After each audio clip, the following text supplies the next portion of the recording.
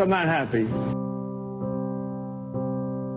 I don't need Elizabeth Warren or the government giving away my money.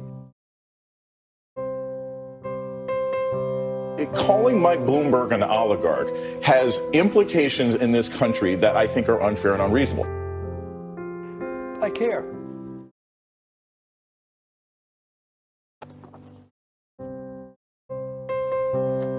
That's it.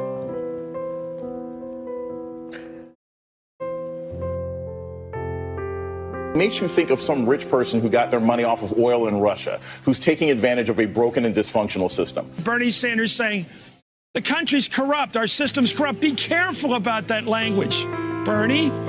You know, be careful. Oh, well, I'm sorry.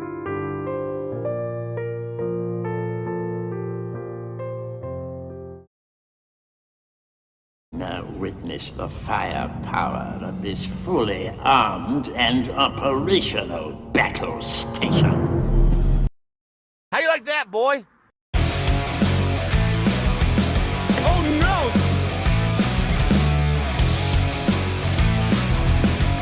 Dumps. Big, massive dumps.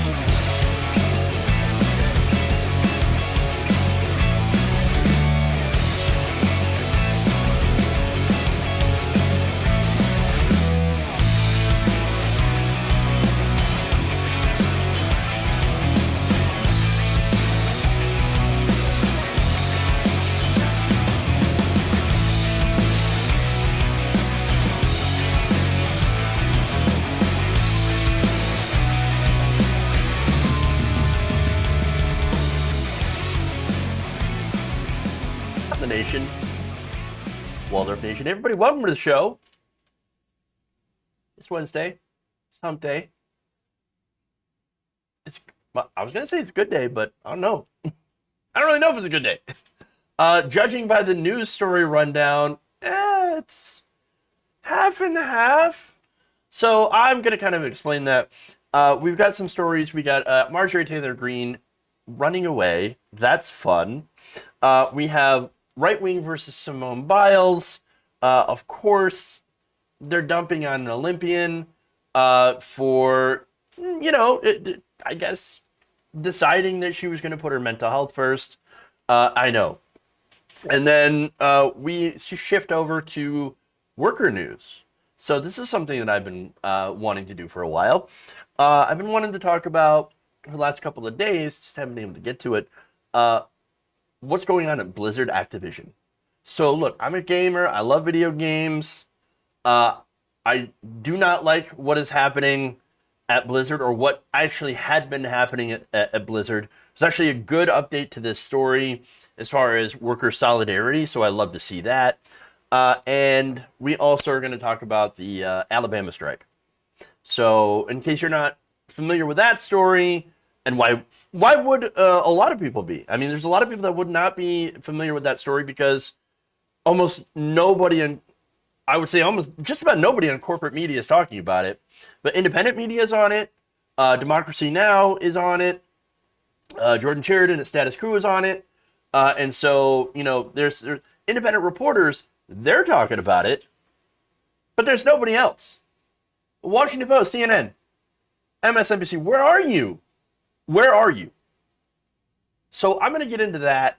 That's a really important story. So two very important labor-related stories. And look, the Blizzard's got everything. Blizzard's got the Blizzard Activision story. It's got sexism. It's got sexism, against women. It's got guys groping each other. It's got a Cosby room. And just disastrous labor practices as well. And so that's an important story. We're going to get to that as well. But there's some stuff that I actually haven't prepared. There's one story that actually just came up, and it is Kyrsten Sinema.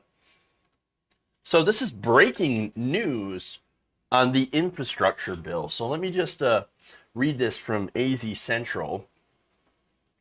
It appears that Senator Kyrsten Sinema is not on board for the $3.5 trillion reconciliation package being pushed by Democrats in Congress.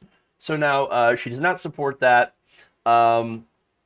From AZ Central, Senator Kyrsten Sinema does not support the Democrats' $3.5 trillion budget plan that aims to deliver major components of President Biden's economic agenda that Democrats hope to pass after moving a separate bipartisan infrastructure deal that Sinema negotiated. So understand there's two parts to this.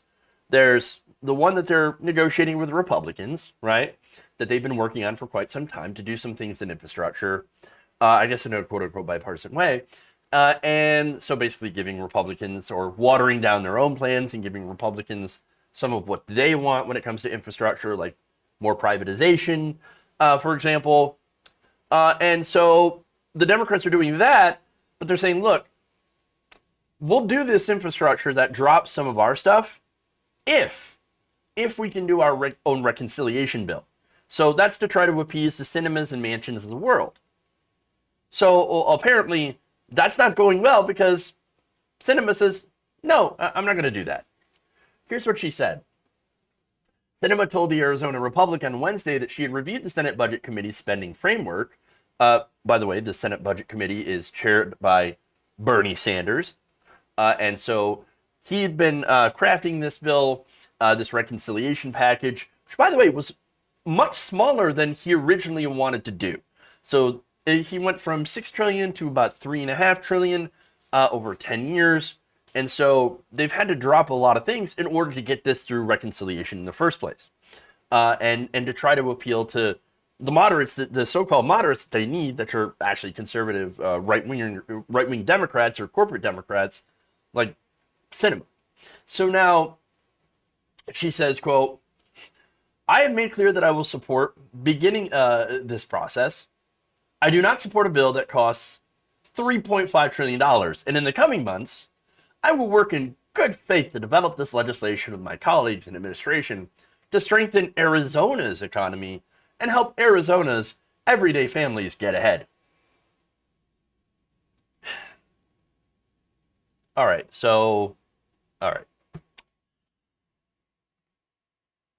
You remember when Sinema campaigned as a progressive, and she's like, "Oh, yeah, no, I love raise minimum wage, single payer healthcare. I'm all in favor of that." She gets into Congress, and this is what happens. She sounds more and more like a Republican every single day. And understand, that's because they pay her. She gets a lot of money, and so now she's basically been paid, by corporate interests to gum up the process. Corporate interests understand what their interest is. And look, they benefit from infrastructure as well. But what they want to do, their big aim, along with the Republican Party, is privatization. They want to take public assets and make them private so they can make profit from this. This is not a difficult thing to understand when you look at what the right wing has been doing with basically everything they get their hands on that was public, they turn it private. Once it becomes private, they jack up the price in order to make, like I said, profits for their shareholders. Now, Sinema says her reservations with the overall budget bill, along with Senator Joe Manchin, suggest Democrats won't have the bill to votes to pass the more expansive plan, forcing Democrats to once again scale back the bill. As you need, of course, all Democrats on board, all 50 of them. Kamala Harris, of course, being the tiebreaker vote here in the Senate to be able to do this. And so there's nothing you can do as long as literally Joe Manchin and Kyrsten Sinema have a stranglehold on the Senate. They have become the two most important / conservative senators. But understand that there's more of them that are corporate Democrats as well that don't get called out as often, because here you have Manchin and Sinema taking the flag. Mark Warner, a huge corporate Democrat. So there's many others who would probably end up taking that place. So what's really important, and what I want to tell you guys, is we're not going to get anything done until we have more progressives in office. Even things that the vast majority of the country agrees with, infrastructure spending. Unless we actually have progressives who are interested in doing this and fighting for this and actually passing things, we're not going to pass those things You got to get Nina Turner to Congress. There's a special election in a week, right? And understand, you know, she's I believe she's running for a House seat, but we also need to focus on senators, progressive senators, and get them into office. Because unless we do, this kind of obstruction and scaling back of their bail all the time so that we barely get anything done and barely move forward as a country, it has become the norm and will continue to be the norm. We've got to get progressives into Congress. All right. That's a disastrous story. Hate it. Hate all of it. And by the way, yeah, she needs to be primaried from the left, cinema, and, replaced with a progressive. As well as Joe Manchin. And understand, like, Joe Manchin has already been primaried from the left a couple of times. Paula Jean Swearengin, I think had a pretty good chance, but Democratic establishment did not like her, and boy did they go hard against her, and she ended up getting blown out first against Manchin and then against Shelley Moore Capito. So, like, but you know what? You got to keep fighting. Maybe we're not going to win West Virginia, which sounds crazy, right? But Joe Manchin and the corporate interests are incredibly entrenched there. It's got to be other places where we can win as a progressive. All right. We had Deidre Abood run against her last time, and the Dem establishment swooped in and got Cinema in there instead. Yeah. Look, I know they have the money, they have the media. Again, they don't call them the establishment because they're weak, because they're not, because they're established. It takes multiple tries, but eventually, you keep doing it, and we're gonna make a dent.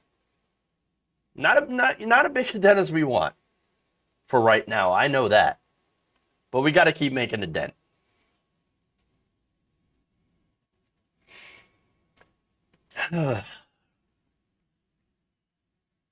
Support progressives. That's all I can say. All right. Anyway, let's get into the prepared stuff. I might just put that up as its own segment. I don't know. If you think it's good enough for a YouTube segment, I can definitely throw that up there.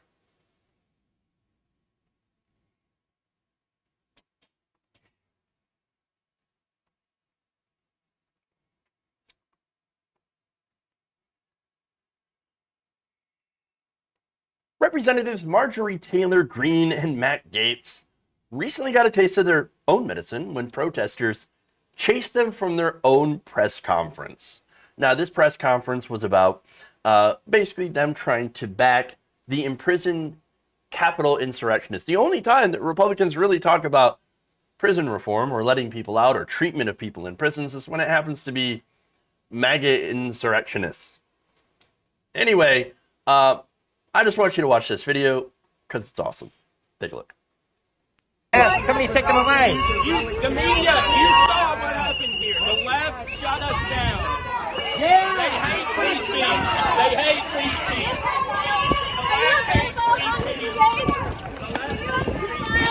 Are you a pedophile? Are you a pedophile? Are you a pedophile? Are you a pedophile, Congressman? Are you a pedophile? Get back. Are you a pedophile, Congressman Gates? Are you a pedophile? Congressman, are you a pedophile? Are you a pedophile, Congressman Gates?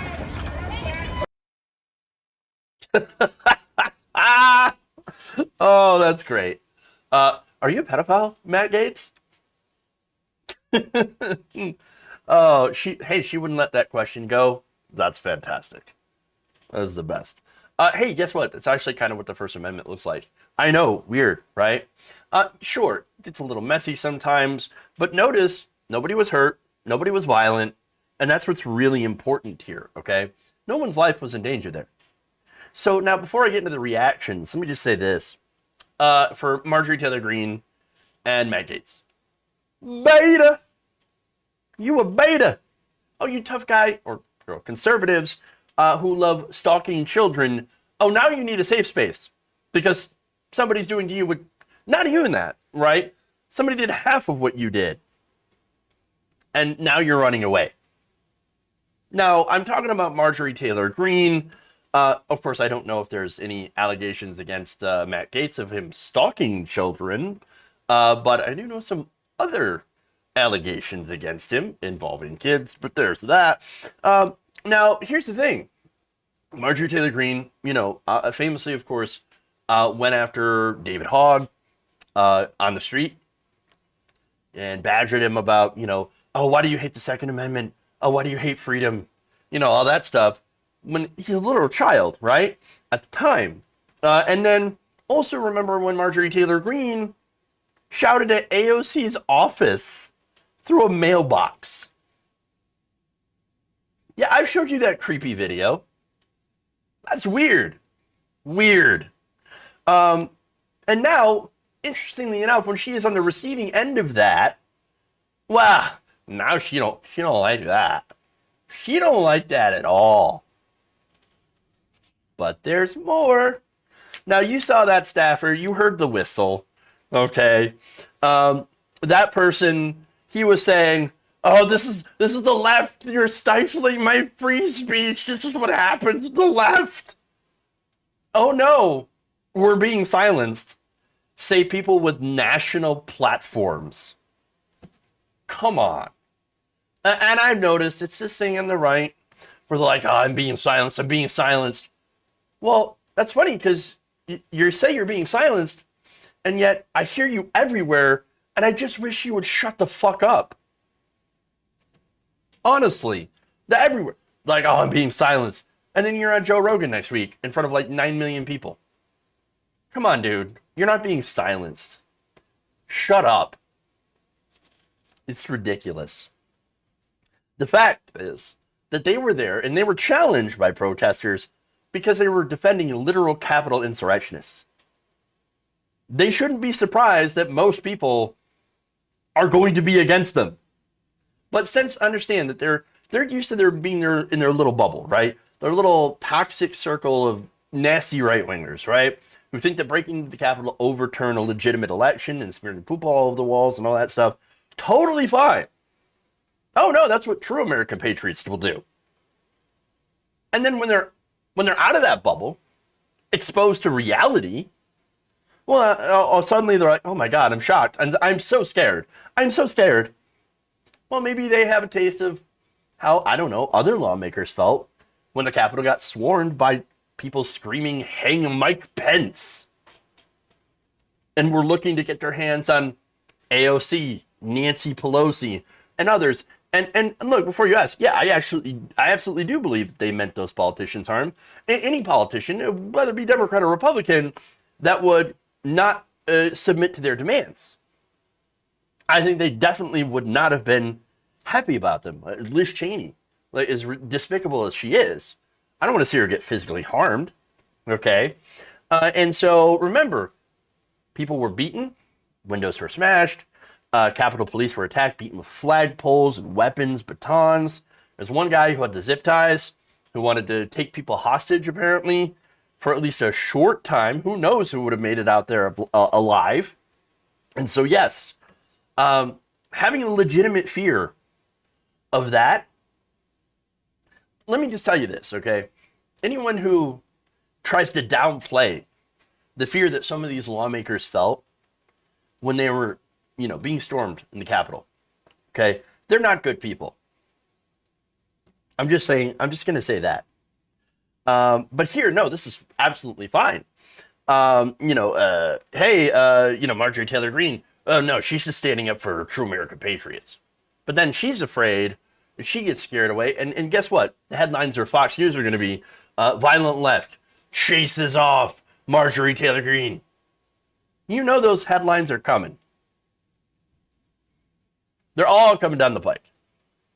So, but as far as this goes, again, what's really important, no weapons, no violence, no crowd threatening to hang somebody or hurt somebody. That's why it is the First Amendment. That's why it's fine. But again, of course, you're going to see that the right wing comes in and is going to claim that they're violent, while also, ironically, defending actual violent insurrectionists. Well, and it's because, of course, well, yeah, but those people are on our side. Come on. Marjorie Taylor Greene said the guy with the whistle will not deter us as they ran away. Oh, it's true. Oh my God. Also, obligatory. Mike Pounds. There we go. Had to. I had to. All right. So let's go to Simone Biles.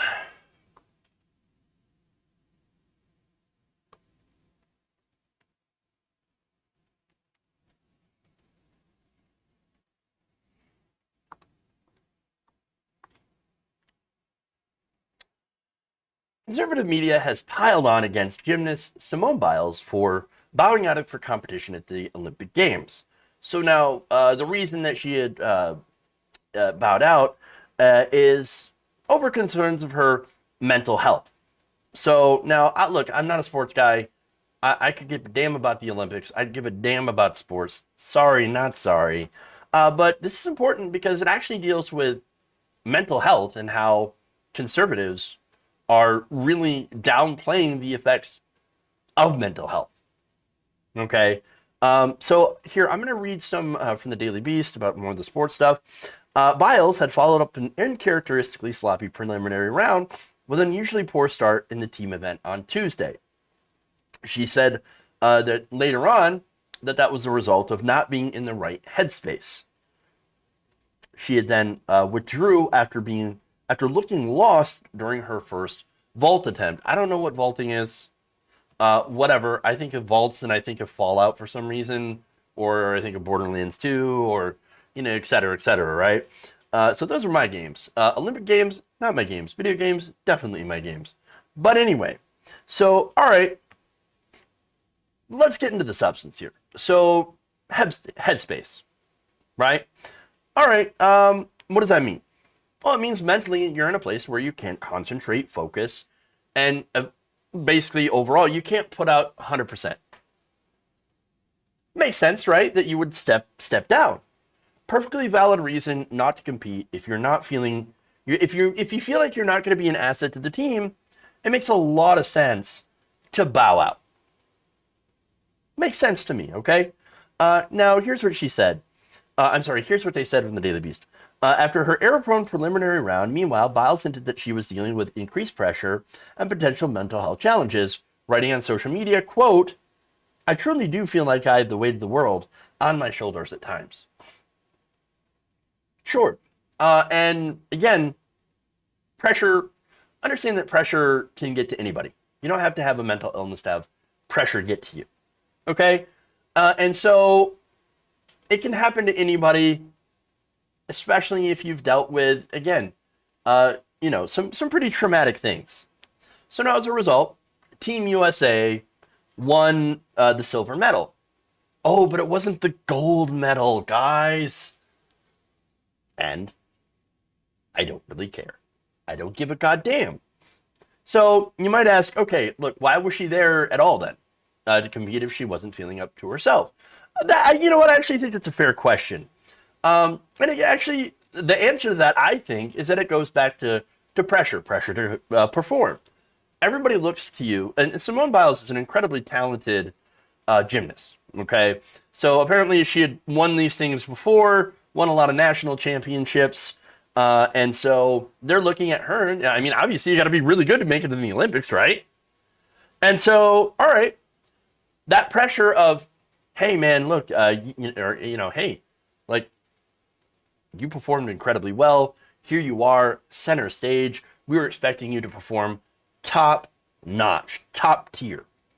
So understand that, like, all right, not everybody can be top tier all the time, 100% of the time, especially, again, when you're dealing with certain issues. Now, I'm going to get into those issues a little bit later. But here's what she said. Quote, I know that this Olympic Games, I wanted it to be for myself.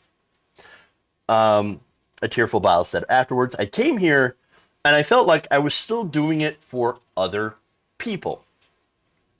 So that it just hurts my heart that doing what I love has been taken away from me to please other people. Now, look, anybody who's ever been in the public eye to like perform, to do something like that, you might have experienced this already. You get to a point where maybe you're doing it to, you're going through the motions to make sure that you do it for, would it be the fans, coaches in this case, your parents, your family, whatever. People that are counting on you, your team, they support you, etc., right? So, but here's the thing. If you can't perform, you're not in the right headspace to perform, then you can't perform. If you can't perform your best, you're going to let people down, and you don't want to do that. And so if you're dealing with certain things, like, for example, PTSD, anxiety, etc., then you might not be able to perform 100%. That's not always the case, of course. And it really does depend on the person and how they process and how they deal with things, and what, ultimately, what path of, I guess, mental healing they take, right? And what makes them feel better. In this case, performing at the Olympics did not make Simone Biles feel better. It really wasn't therapeutic. So now, I said I was going to go to the issues here. Well, one of the issues that Biles had faced that's really been weighing on her was actually sexual abuse by former Team USA doctor Larry Nassar. Now, that was a huge, huge case. What was it, like last year? Gigantic case. I mean, hundreds of girls abused by this doctor. I mean, that's horrifying. Sexual abuse. And so, understandably, that's going to have gigantic detrimental effects on somebody, especially if that is related to the thing that you're doing. So now, it turns out that she has been in therapy and suffers from anxiety. She takes anxiety medications and things like that as a result of this, PTSD, etc. And so, all right. Now, her return to the games this year, in her words, was largely about being a voice for sexual assault survivors. That's respectable, commendable, absolutely. I feel like if there weren't a remaining survivor in the sport, they would have just brushed it to the side. Now, she makes a good point there, because I could definitely see that. Oh boy. I could definitely see that happen. Because, again, it's happened in a lot of different sports. They push these things aside. Brock Turner is a great example. They push the whole thing aside.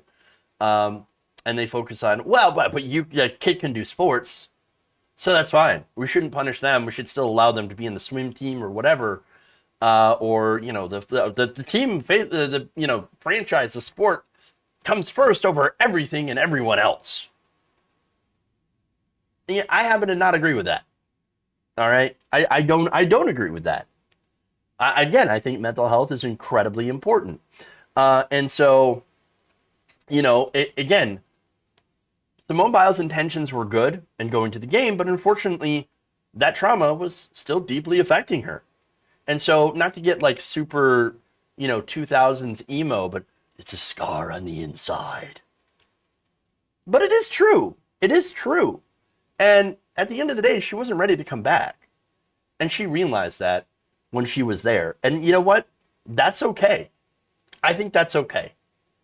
And that is, of course, unless you're a member of conservative media who decided that they were just going to use this opportunity to go as low as possible and to attack her for not sportsing hard enough. Yeah. So first, we'll start with talk radio hosts Clay Travis and Buck Sexton, who recently took over the afternoon slot by Rush Limbaugh, who, by the way, I should remind you, is still dead. They said, quote, the blue checks have already rallied to Simone Biles' defense and said, oh, it's so brave. Why is this brave? What's brave about not being brave? Because that's what we're talking about. This is, oh, you didn't stand up to the bully, so to speak? No, I think that's not the brave move. These guys are gross. How about those two, Clay Travis and Buck Sexton? How about you fuck off? All right? you think it's easy for somebody to go all that way, to put in all that work, to then get to that point and not be able to compete? Knowing that you put in all this time and all this effort and in all this work and just not being able to perform up to the standards, up to your own standards, right? And that's got to be a devastating feeling. Devastating. And not only that, but opening up about something that you wouldn't think is taboo, like, oh, mental health, right? Apparently it is, judging from the conservative reaction. You have a lot of people that are like, oh, how dare you talk about mental health, mental problems. That's not a real thing. Whatever. Next up, Piers Morgan. Great. Quote, are mental health issues now the go-to excuse for any poor performance in elite sport? What a joke. Just admit you did badly, made mistakes, and will strive to do better next time. Kids need strong role models, not this nonsense. What? Okay, here's what I think this guy means, right? Oh, let's just go back to the time where nobody was open about how, how they felt. Let's go back to the 1950s when people with people with mental health issues, right? Mainly men, let's be honest. We just smile, pretend everything's okay in public, and then get blackout drunk and beat their wives. And that's generally what happened back in the 1950s, instead of actually getting mental health care. All right? So that's the kind of world, understand, that they want to go back to. Oh, it's back to the time when men are men, and they hide everything. I don't know why I'm doing Trump hands. But yeah, let's just go back to that, and just hide everything, and just pretend to be manly and masculine while we're literally exploding and melting inside. From, bottling up everything. Oh, that was great. No, that's horrible. I actually like that we're able to be honest and open with mental issues that affect everyone. Yes, people get anxiety. People get depressed. People have issues. People are not able to always perform at 100%. People should not be asked to, especially men, by the way. And this is a part of that toxic masculinity we talked about. What's toxic is not masculinity itself. What's toxic is bottling everything up and pushing it down and pretending like everything's okay. And when everything's not okay, that's why there is, a rising level of suicide. I don't know if it's rising, but, levels of suicide among men. And that's why you have movements of, involuntary celibates and things like that. You have these men that aren't able to be themselves, that aren't able to be human beings. And so they take it out on everything, and they go misogynistic, and they get toxic. And it's incredibly gross and super damaging to men, and also damaging to everyone around them, and women too. And it's, more acceptable for women to be more open with their emotions, but apparently not if you do sport. At least according to these chuds. All right. There's more. Conservative writer Amber Athey, for her part, says Biles is a quitter, while arguing that she lacked mental toughness and was self-centered for only deciding to withdraw after the competition had started. No mental toughness. What a quitter. What a terrible self-centered person. Only thinking about herself and not the team. No, that's the reason she stepped down and let the rest of her team take over. And yeah, it didn't get imagine if they had gotten the gold medal. Probably like half the criticisms wouldn't be there if they won the gold. Let's be honest about that. I think it's more about, in some ways, winning for some of these people, getting the shiny medal and say, yeah, we're number one over anything else. But part of that, yeah. Anyway, here's what she said, quote, is it all that surprising that somebody this overconfident, some might say arrogant, oh, they're calling her arrogant now, would struggle to mentally rebound from a poor performance? She wrote. Here's the thing about toughness, all right? Simone Biles is actually really tough. She had competed and won with broken toes in both feet. And also with a kidney stone. She won a world event. Kidney stone. Come on. That's fortitude right there. And all the other times that she had won, she was off her game. And it's because of a lot of what happened to her.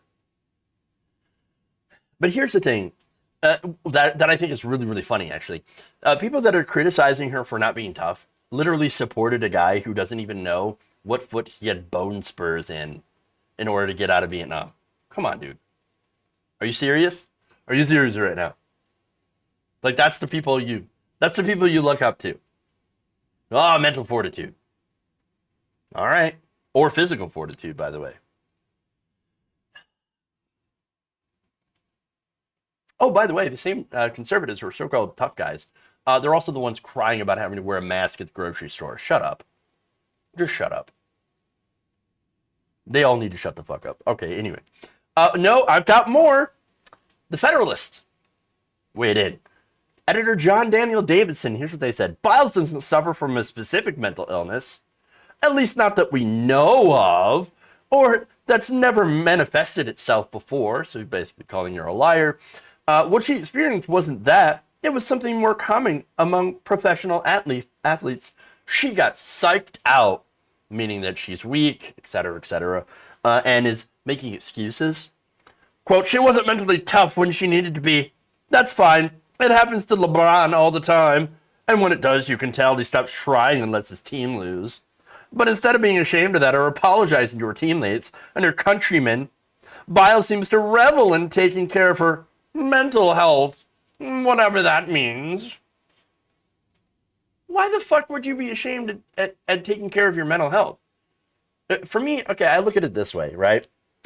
I look at mental health as sort of like the same way of looking at health to the rest of your body, right? So, like, you break your arm, you're in a cast. That makes sense. You go through something like sexual abuse, but you also need time for that to heal, and you need to process that. It's just like a part of your body that gets injured. Your emotional well-being is also an important part of who you are. So yes, it's important to have both physical and mental health and well-being. Both of those things need to be addressed, and I'm tired of conservatives ignoring that other, the mental health of people. They just rather, no, tough it out, stuff it down. It doesn't matter, not real. Like, shut up. You know absolutely fucking nothing. All right, more. Oh, and by the way, yes, the whole point of course, taking care of yourself is to make sure also, not only that you're healthy, but also that if you are in sports, you're able to perform at peak efficiency in order to win those shiny medals that everybody seems obsessed about. And if you don't take care of yourself, you do risk it not being able to live up to that potential. And speaking of not living up to any potential, I'm going to show you a video of Charlie Kirk. So Simone Biles, who's obviously a very talented gymnast, decided not to compete in the gold medal competition.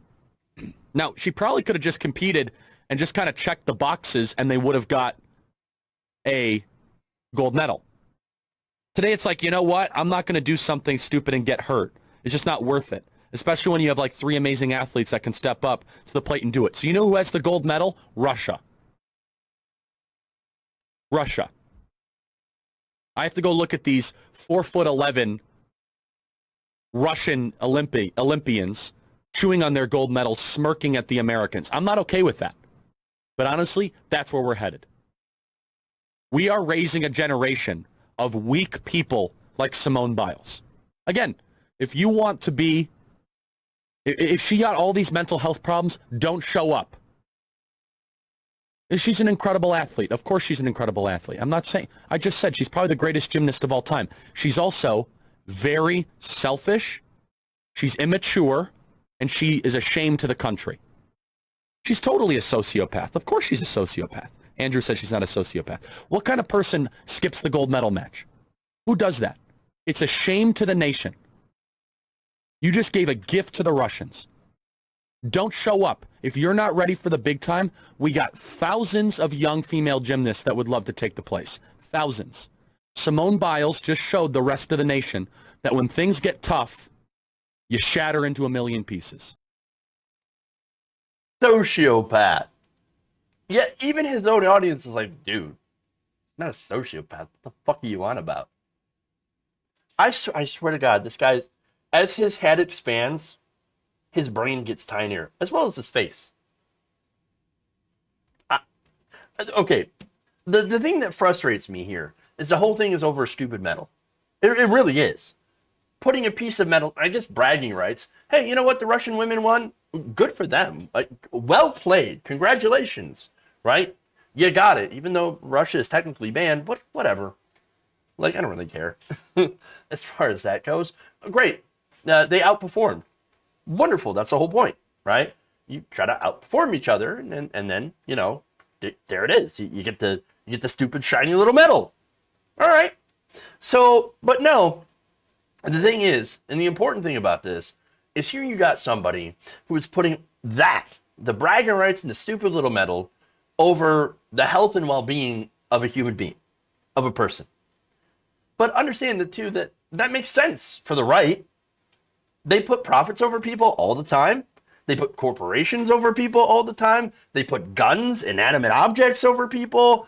They pretty much put everything over the well-being and health of people. I mean, they think corporations are better people than people are. So of course, and in a country, in a country where we have 50,000 plus people that die a year from lack of health care, they can't get health care in this country, right? Because they can't afford it. I guess it makes sense that somebody like Charlie Kirk, who lives in that country, would have the opinion that he does. And by the way, as far as being immature and a shame on the country, it ain't Simone Biles. It's people like Charlie Kirk for being a complete and utter douche canoe. I hope Simone Biles is able to work through, you know, the issues, the things that happened to her, and that she can come back strong. She can come back strong, and she can come back healthy, and continue to do the things that make her happy. And at the end of the day, that's really what it's about.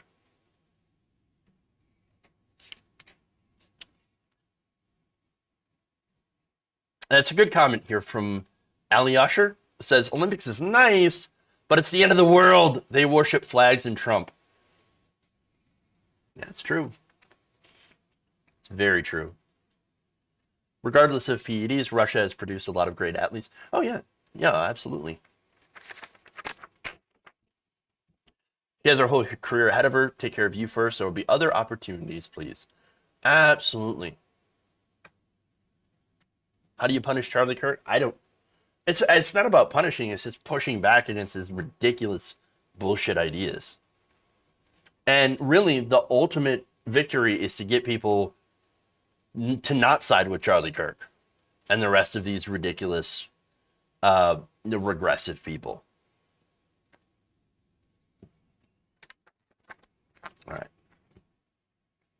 We got more.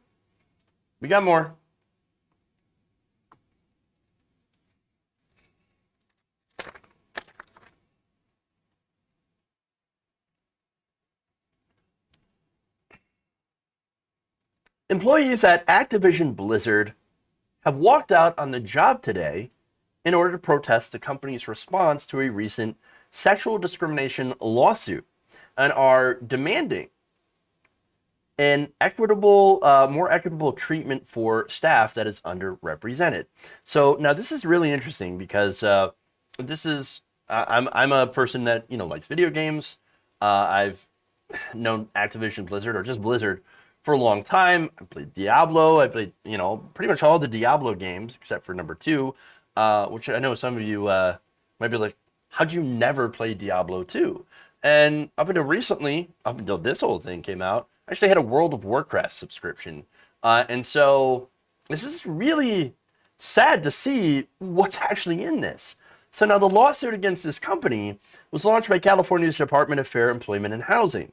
And in that lawsuit, there were some pretty disturbing incidences of sexual harassment, sexual, assault, and basically a culture in which women faced unequal pay and retaliation for bringing up issues and all of that. And so the lawsuit actually called it a frat boy-like culture, which, that's not good at all. So now, the 2-year investigation, and I'm reading a piece by Jason Schreier, by the state agency found that a company discriminated against female employees in terms and conditions of employment, including compensation, assignment, promotion, and termination. Company leadership consistently failed to take steps to prevent discrimination, harassment, and retaliation. The suit detailed cube crawls on which male employees would drink copious amounts of alcohol as they crawl their way through various cubicles in the office, and often engaged in inappropriate behavior towards female employees. The agency also alleges that male employees would play video games during the workday while delegating responsibility, i.e. their work responsibilities, to female employees, and then would engage in sexual banter and joke openly about sexual assault, rape, and other things. Female employees were also held back from promotions because of the possibility of getting pregnant. Oh no, a woman got pregnant. Let's hold her back from promotions. That's ridiculous. Being criticized for leaving to pick up their children from daycare. Come on, man. And being kicked out of lactation rooms so male colleagues could use the room for meetings.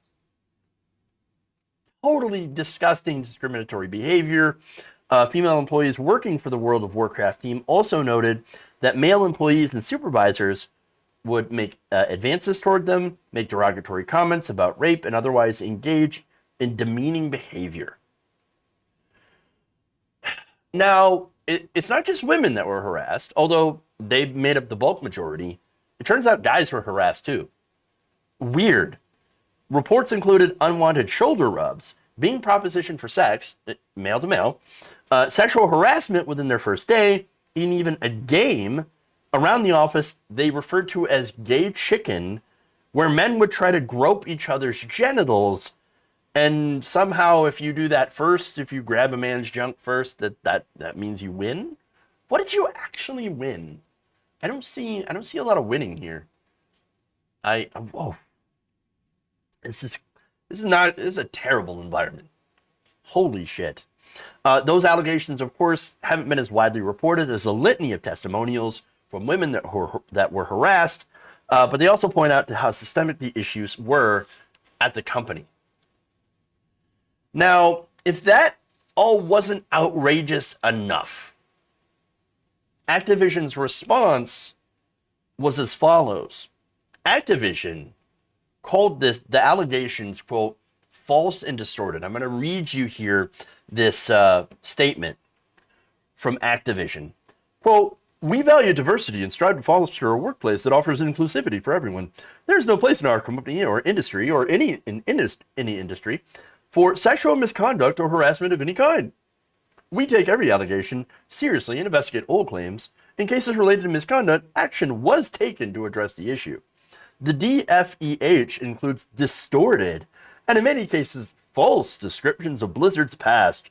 We have been extremely cooperative, the DFEH, throughout their investigation, including providing them with extensive data and ample documentation. But they refused to inform us what issues they perceived. The picture the DFEH paints is not the Blizzard workplace of today."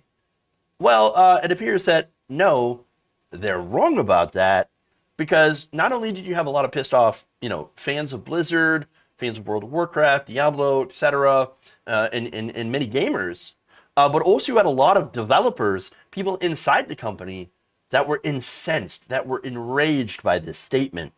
In fact, infuriated Activision employees have spoken out on social media, and more than 2,000 staff had signed an open letter calling the company's response, quote, abhorrent and insulting. And today's walkout may also be the beginning of a strike.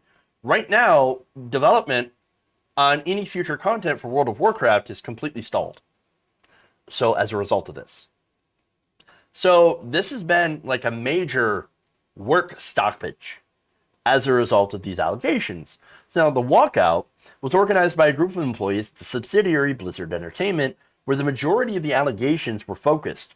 In a statement to Bloomberg, the workers said their goal was to improve conditions for employees at the company, especially women, in particular women of color and transgender women, non-binary people, and other marginalized groups. So again, that's great.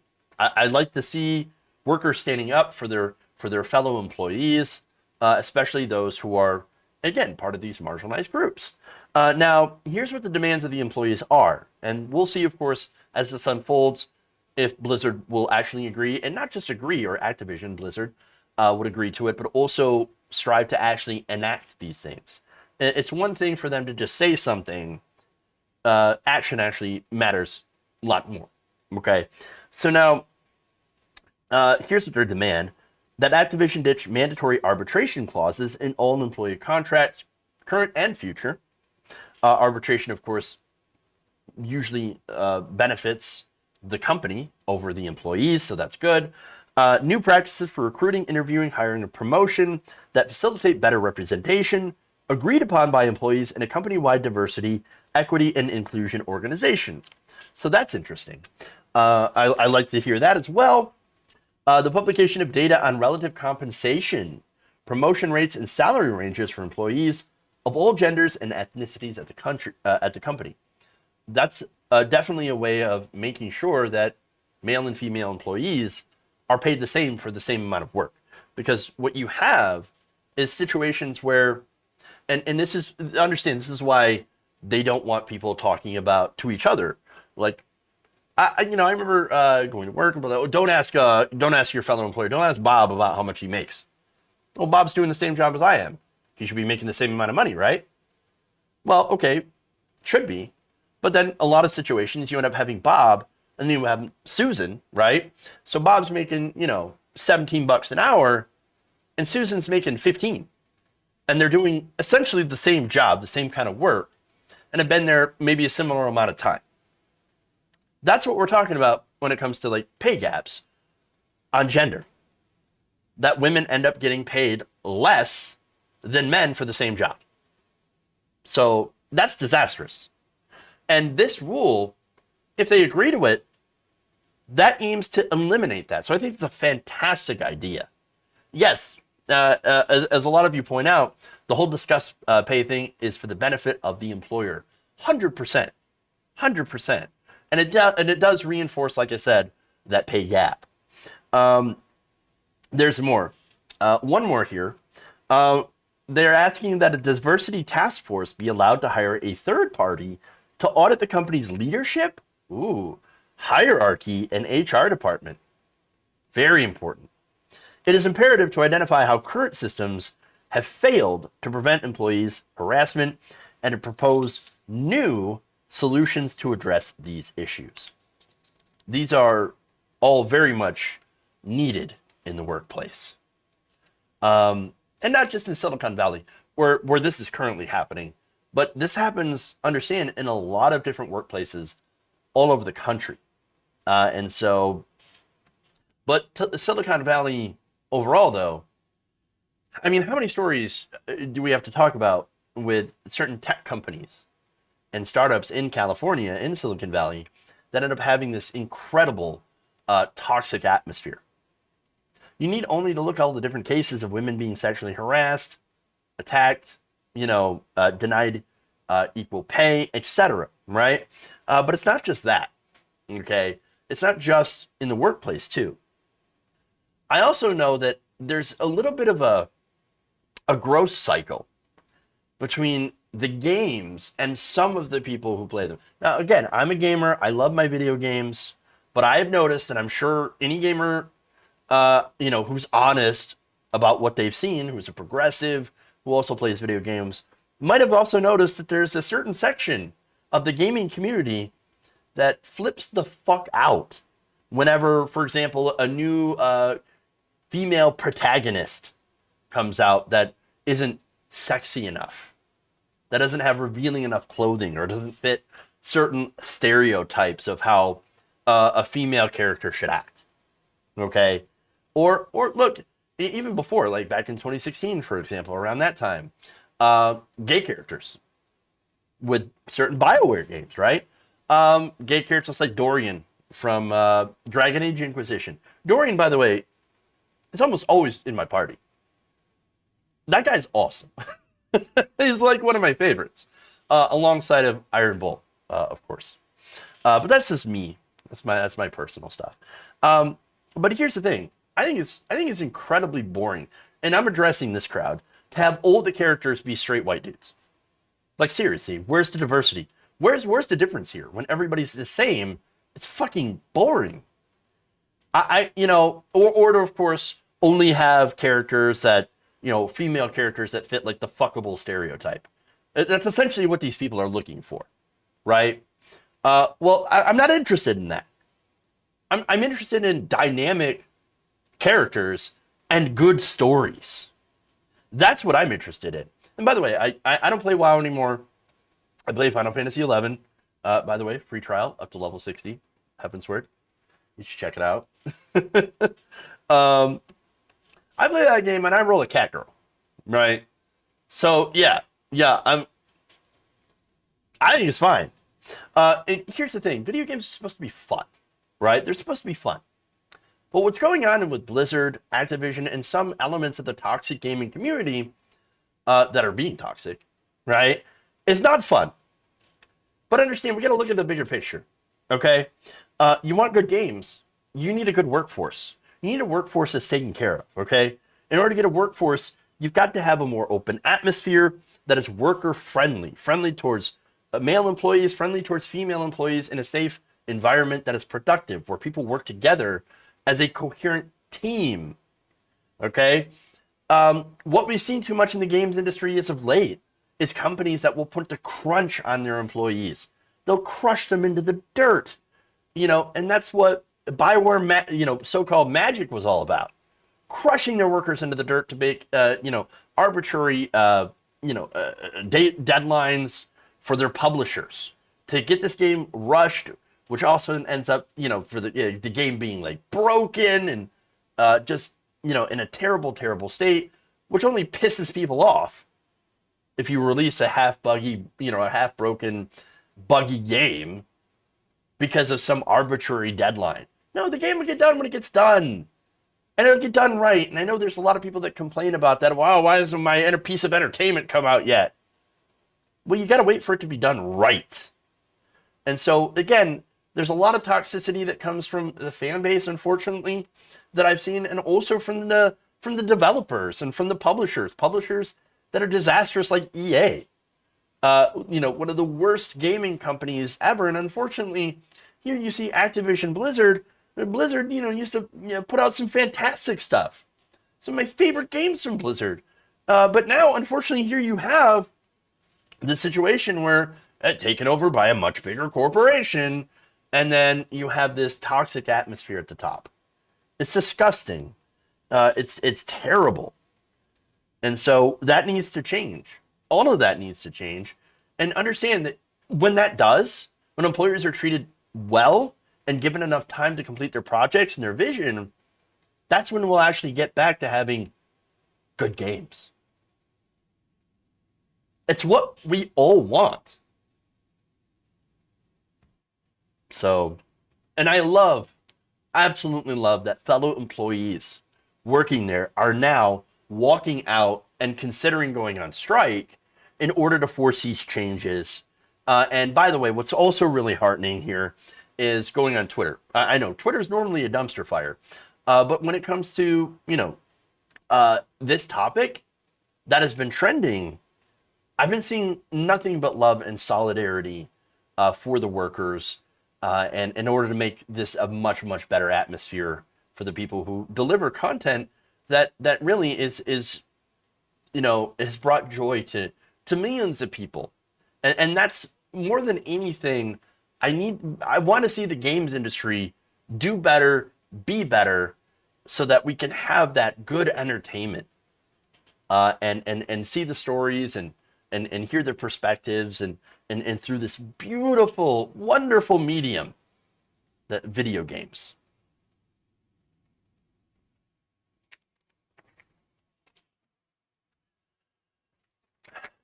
All right. I know. We're running out of time. That it turns out that first story, but I really want to get to this last labor-related story because I think it's really important too.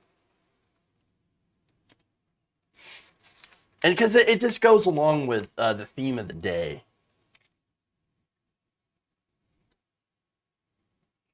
You may not know it, but for the last month, coal miners in Alabama have been on strike. So now these coal miners, of course, have been citing poor pay, terrible working conditions, as well as the company reneging on their contract. And so this 1,000+ members of the United Mine Workers of America have been protesting their company's takeover by Warrior Met Coal. So now Warrior Met, of course, had taken over when the previous owners of this mine had gone bankrupt. So when that happened, there was a brand new contract. These miners took massive, massive concessions in order to help that company get back to its feet. So now you think the company would return the favor by actually saying, okay, once we're profitable, and that was the understanding, now that we're profitable, we're going to start, giving you the benefits and the pay that you had before that you deserve, right, for helping us get back on our feet. Well, unfortunately, that did not happen. In fact, union members say that they have made numerous concessions in pay, benefits, holidays, overtime, and other areas in order to keep the company going and to get it out of bankruptcy. Concessions, they say, totaled more than $1.1 billion. Jesus. So now, again, the new coal mine owners took over for Walter Energy. This is, again, Warrior Met, and they're related, of course, to the investment company BlackRock. And so now they're making, actually, unlike other coal mines, this company is actually making a lot of money. In fact, the company, unlike other coal mines, as I mentioned, they're making money because the coal coming out of this doesn't go to energy. It doesn't go to burning coal, which has, of course, as an industry, has been dying. Their coal actually goes to make steel. And so they've been able to recoup their losses and to actually go on to make profits. So now that means also that the miners are pretty lucky because most coal companies have either gone out of business because of renewable energy and cheaper natural gas. But they're doing fine. In fact, the company reported net income of roughly $500 million a year since 2017, since taking over, and had a small loss last year as a result of the pandemic. However, company profits are actually still really good. In fact, I'm going to go here to a quote from The Real News' Kim Kelly, who had been talking about this on Democracy Now! With Amy Goodman. Quote, back in 2016, when the miners signed on that dotted line and agreed to take this subpar contract, it was with the understanding that once this then new company got on its feet and made profits, which it has, that the time came for the new contract, the miners would see their fair share of the profits.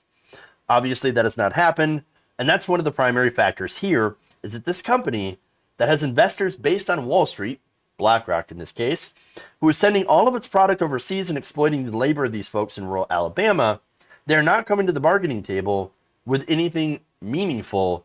They're not bargaining in good faith. In fact, the union has rejected the latest contract, which again was barely better than their existing contract.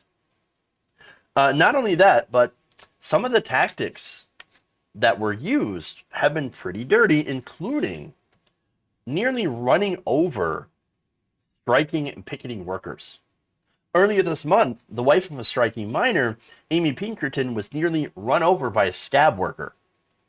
In a video released by the union, Pinkerton said that she had been obeying instructions from the Tuscaloosa County deputies while marching the picket line. Quote, I was just picketing back and forth.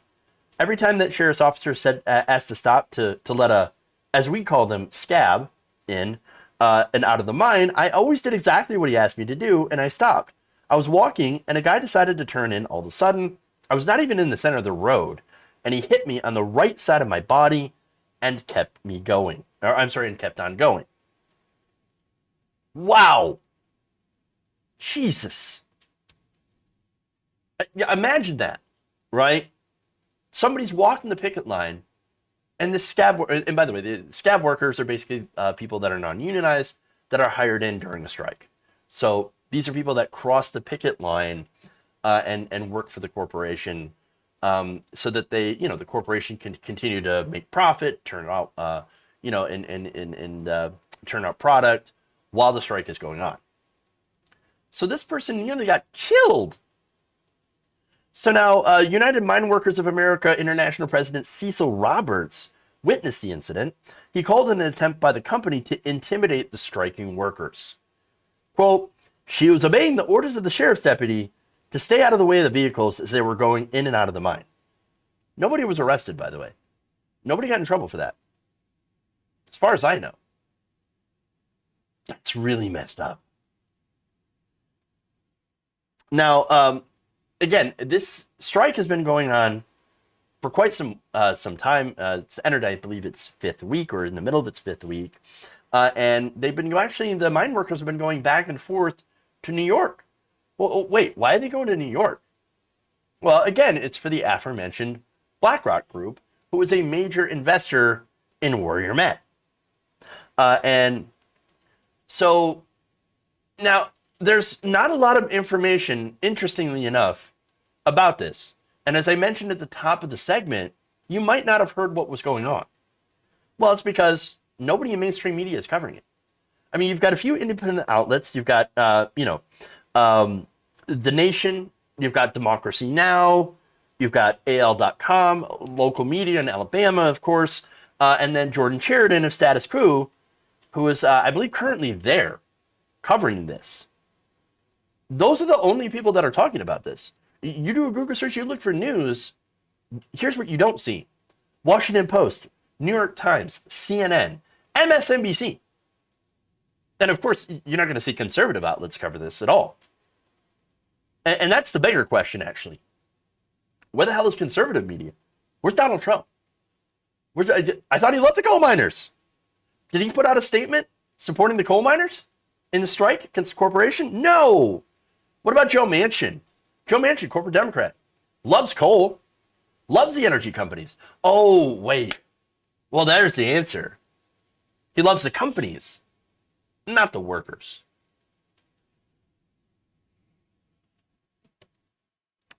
Funny, right? It's funny how it's only working class progressives that are actually talking about how this company is literally screwing over its workers. And so here's the thing. As progressives, we're not in favor of coal energy, right? Because it's dirty and destructive and polluting, right?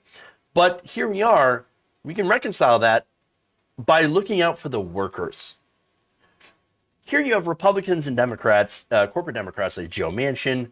They only look out for the mine owners. We look out for the workers. It's never, for them, it was never about the working class. Okay?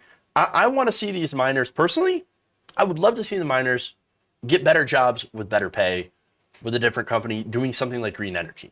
I'd love to see that. But until that happens, hell yeah, I'm going to support their strike because they are working people and they do deserve fair pay. They do deserve health care. And that's one of the big things too. Coal mining is a dangerous job, no matter what you're doing it for, whether it be energy or, to supply, steel workers, I guess, with coal to make steel. It doesn't matter. You've got to defend and protect these workers. And they need health care. It is a dangerous job, and they need worker protections. They need health care, and they need fair wages. And none of that is involved in any of these strikes. And by the way, you go on strike, what's the first thing you lose? Healthcare, as well as a disposable income. And that's important as well. these workers are just trying to feed their kids, right? They're not responsible for what their what their company does and how they pollute. You think the workers are in charge of that? No, they're going in, they're busting their ass, they're doing what they have to do in order to feed their families. That's it. And you know what? I think that the company should give them what they deserve for their labor. But unfortunately, in this country, unless you're a shareholder, you don't mean a damn to them. You don't matter at all. And it's the same with so many of these other companies. I mean, just recently, you had a Frito-Lay strike, right? Where, striking workers, they had suicide shifts and were working, 7 days a week, up to 18 hours a day. I mean, just horrible conditions, right? Barely had time to go home and shower and sleep and spend time with their families, and because they had to go back to the plant. Oftentimes working in 100+ degree temperatures. The cooks there, 130, 140 degree temperatures. No air conditioning in that place. People literally dying on the line, and they're just like, just move the body and replace it. The line's got to go, go, go. Keep producing, keep going. I've been in those environments. I used to work in factories myself, so I understand exactly what it's like to work in those places. It ain't pleasant. It ain't pleasant. And so, this is what happened at Frito-Lay. Now, Frito-Lay just recently, the workers stopped their strike. They voted to accept a new contract, which was barely marginally better than what they had offered before. They actually get one guaranteed day off now. What happened? Well, it turns out the workers did not have the resources to sustain themselves to wait out a better deal with Frito-Lay. Imagine, this is a company that makes in profit made $5.34 billion in profit. That's not, total revenue. This is pure profit margin that goes right to their shareholders. Okay? These workers ended up having to take a subpar contract and barely get anything for it because all of the resources were on the side of the big corporation. This same corporation, which, by the way, paid people to follow around a guy who was literally electrocuted on the job, was injured gravely, had two of his vertebrae fused together, was in a situation that he needed to get a surgery in order to, make sure that he's not paralyzed. But he had no health insurance. The company wasn't going to pay for it. And so he had to literally take money from his kid's piggy bank in order to get that surgery. They're crushing us. They're crushing us. That company, instead of, following up and saying, okay, health insurance, sure, we can pay for that. $5.34 billion. They instead hired people to stalk that family, to follow them around to see if, I just got to find out if he's really actually injured. This guy was a model employee. Never got in trouble. Always kept, had gotten promoted several times for good work. Didn't matter to them. Didn't matter. Anytime it came to them doing their part and taking care of their workers, their workforce, nope, not interested. Not going to do it. No, we'd rather you fuck off and die. That's what they're telling these workers. These companies understand, these companies are ruthless. They will crush you. And it's not because they're necessarily evil. And I know some people will look at that and be like, what are you talking about? If anything's evil, it's that. But understand that this is the way corporations are set up. They don't have a morality. This is how corporations are structured. This is a system working as intended. It is their fiduciary responsibility to maximize profit for the shareholders. That's it. Anything that gets in the way of maximizing profit must be crushed, including the workers. That's the way the system was designed and set up to be. That's why strikes are important. That's why labor laws are important. That's why unions are important. My God, unions are important. And I understand, like, there are bad unions, there are good unions, there are bad bosses, there are good, things like that. There are unions that don't always look out for their membership. I remember the culinary union during the 2020 primary that was trying to push people in Las Vegas, for example, to push for the establishment Democrat in the race that was not pro-union. It turns out that these, quote unquote, fat cat corporate union bosses or whatever, corrupt union bosses, I should say, were, in league with the Democratic Party in a way to try to make sure that the donors to the Democratic Party weren't inconvenienced by us all getting health care. Which, by the way, would have saved the company a lot of money if we had gone to universal health care, like a Medicare for all. Well, that's actually great for the company because they don't have to provide health care anymore. No, but because the donors to the Democratic Party happen to be the pharmaceutical industry and happen to be, the hospitals, as well as, hospital groups and health insurance companies. Well, they didn't want to support anyone. They didn't want the union to support anyone that would change that status quo. And oftentimes, of course, some of these unions, the culinary, for example, were selling health insurance and would get a kickback, would get a commission from that. So understand that, yes, in not every situation, the union or the union leadership is good, but generally unions overall do way more good than harm. And that's why we need them in this country. I mean, there's a situation where some European countries don't even have a mandated federal minimum wage. And you think, wait a minute. Well, then aren't workers getting paid nothing? No, they have such strong union membership, over 70% union membership in some of these countries, where the union has so much power that they say, okay, we demand a $22 minimum wage. And the companies say, yes, sir. Yes, sir. We'll get right on that. And they actually do. Unlike in America, where the minimum wage is still $7.25 because our Congress is bought off by these same corrupt corporations. That's the situation here in America. We need unions. We need labor. Labor needs to stand up and continue to stand up and also support other unions and strikes just like this. This is why you don't hear the Washington Post, owned by Jeff Bezos, report on these strikes. Why? Because they just recently had to foil their own union push in the Amazon warehouses in Bessemer, Alabama, which, by the way, is what? Probably about an hour away from where these strikes are happening. Bessemer. And so, yeah, of course, corporate media, they're not talking about this. And that's the reason why, because they are all owned by corporate interests. Support unions, and also, by the way, support independent media. Really important to do so, not to toot my own horn here, and actually to promote others who have been actually doing the on-the-ground work. I mean, here's the thing. Washington Post, CNN, you don't see these stories because there's nobody reporting on it. A company like CNN and Washington Post literally could be the ones to afford to send people out to cover these massive strikes.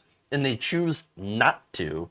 So it comes down to small independent creators. Like, again, gigantic credit to Jordan Sheridan for actually literally being on the ground and being pretty much the only person that can afford to be on the ground. So, that's the situation here. Support unions, support independent progressive media, and support your fellow worker.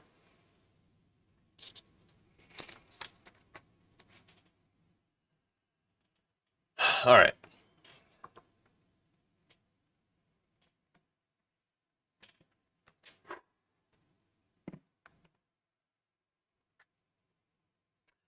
All right. Hey, that's it. That's all I got for you guys today. Thank you for going around the nation with me today. Please like and share the stream if you haven't already. Really, really, really appreciate that. If you do, let me see if I have any like super chats or anything. I do have a couple of those. So let me go and read those before we go, since we're like way over. Anyway, hey, look, I don't really give a crap about some of the personal stuff or with Jordan. What's really important here is Jordan's out there doing work, right? He's out there covering the strike. That's important. Don't lose sight of the goal. Don't lose sight of, you know, what the actions that people are taking just because you disagree with a couple of some of their takes on Twitter. I mean, Twitter's terrible anyway. So again, you know, don't knock the reporting of what's actually going on, even if you don't particularly agree or like the person. And I have my disagreements with Jordan, but I respect the work that he's doing, and I think that's more important than anything.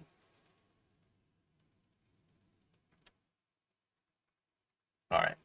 Anyway, I was going to the super chats here to give some shout outs. All right. Let's see. Was that from today? I don't know. Let's see.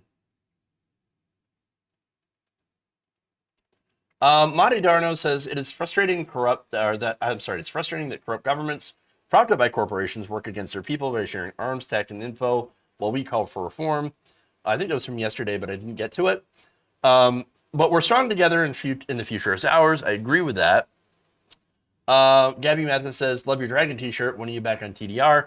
Not sure. I'll have to try to arrange something with John and his producers. So, LL says, right when you see black athletes as entertainment, then they expect them black people to shut up and perform, or, as Laura Ingram said, shut up and dribble. The GOP symbol, this is VMan 29397. The GOP symbol should be replaced with a skeleton in an Uncle Sam costume. It's a better representation of their policy. Death wrapped up in faux patriotism. It's a really good idea. I like that. Dax Alvarez, thank you for the $5. Eva Mira asks, I just asked for a Discord chat. Do you think that's going to happen? One of these days. I'm going to get around to it. You know, it's a project to set up. I don't necessarily quite know how to do it. But hey, you know, I'm going to work on it. Eventually I'm going to get to doing the million things that I have to do. So, all right. But thank you for asking. One of these days, we'll get to it. I still need to find a replacement for the YouTube mod.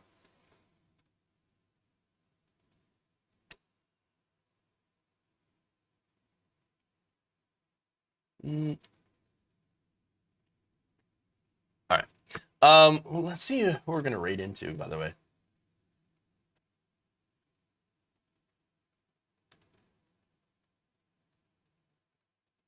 Let's do a...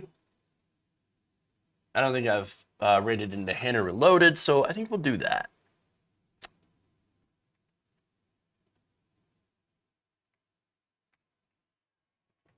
Everybody else, thank you. Please, like I said, like and share the stream.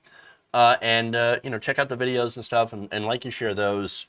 All of that stuff helps our channel. Become a patron too. Patreon.com/JeffWaldorf if you enjoy the work that I do here.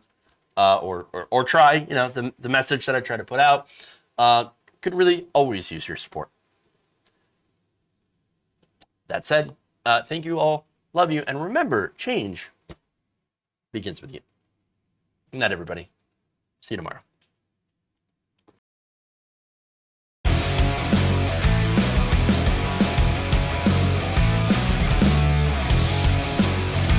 Give me a break.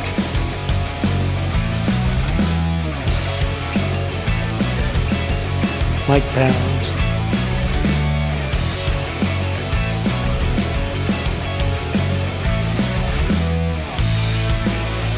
Wet ass keyword.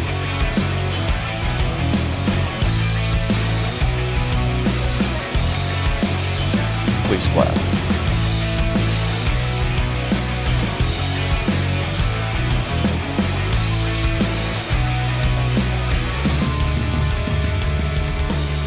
They're kicking me out the door. They're kicking me out the door.